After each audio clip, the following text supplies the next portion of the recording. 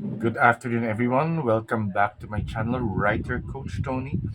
And the fourth round of the women's um, singles in the French Open is already complete. I think the lineup is already complete. Let me check. For the women, no, the men not yet. Only the upper part. Oh, it's also complete. The men. Oh my God. Well, I'll check that later. But the women's also complete. Um, so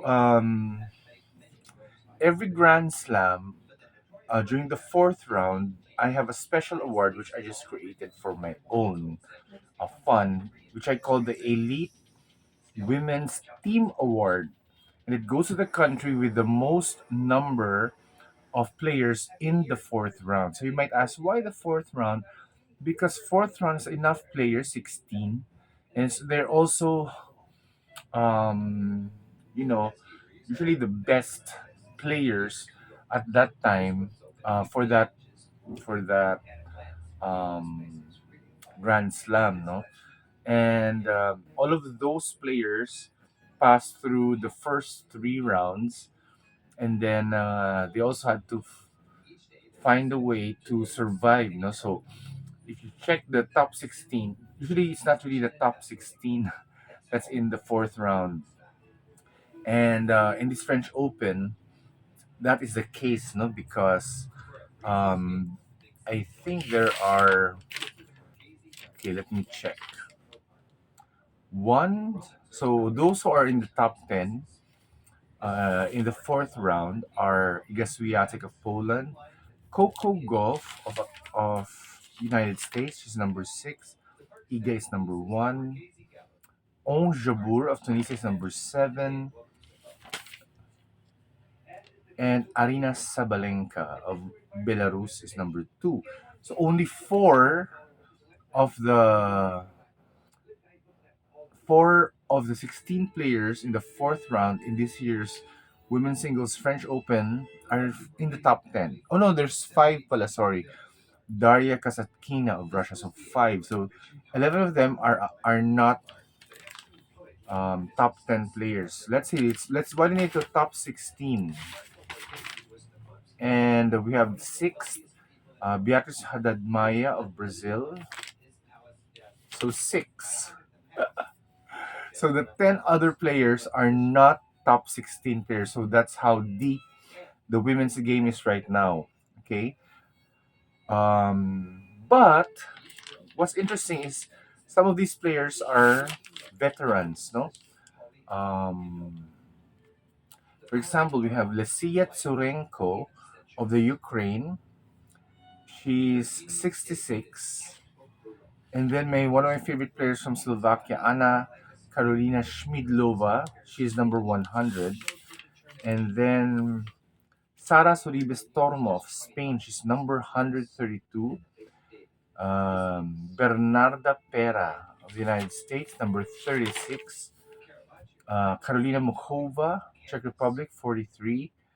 Anastasia Pavlyuchenkova, Russia, 333. She's the lowest ranked player who reached the deepest part, which is the quarterfinals.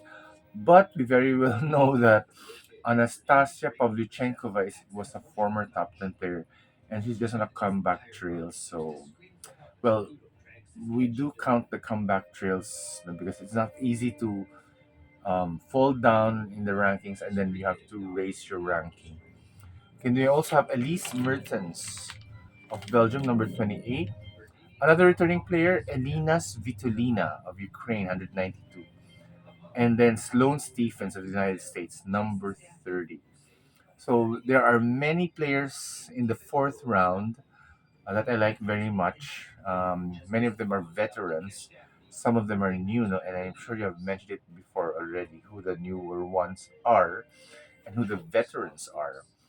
So anyway, the Elite Women's Team Award goes to Russia because Russia has three players in the round of 16. They are Daria Kasetkina, who is ranked number 9, Elena Avanesian of Russia, again, 134, and Anastasia Pavlyuchenkova, ranked 333.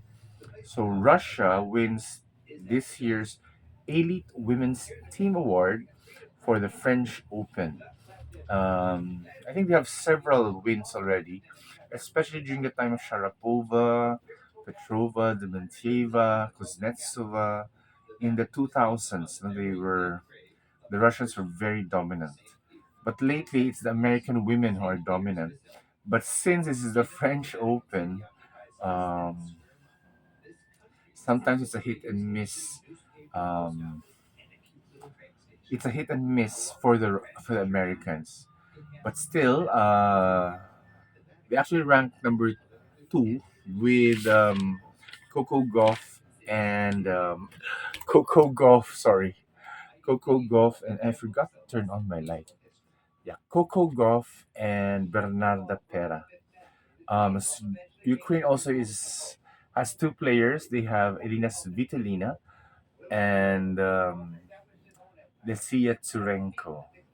So anyway, so aside from the Elite Women's Team Award for Russia, I'm going to tell you who are my personal favorites. No, so I have my picks. So you know the picks already.